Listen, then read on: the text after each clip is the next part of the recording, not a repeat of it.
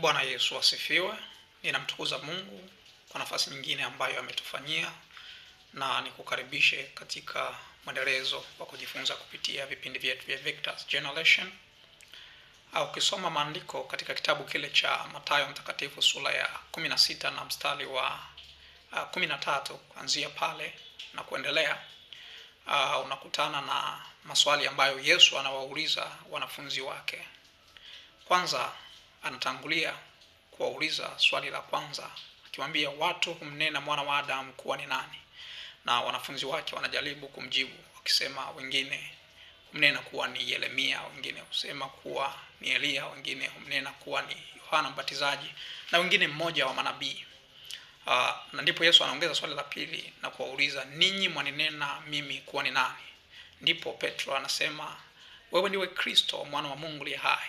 Na Yesu anajibu, heri wewe Simoni Bariona, kwa kuwa mwili na damu havikukufunulia haya, ila Baba yangu aliye mbinguni.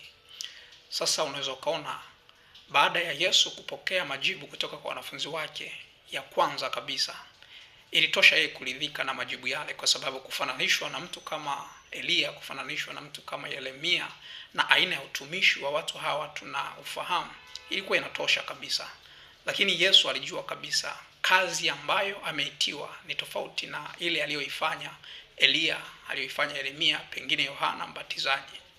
Kwa hiyo ni muhimu sana, kwa sababu Mungu anapokuja kutaka kuipima kazi yako, haipimi kulingana na uhusika ambao umejivisha au uhusika ambao umevishwa na watu, lakini anaipima kazi yako kulingana na ule uhusika ambao yeye mwenyewe amekuvisha.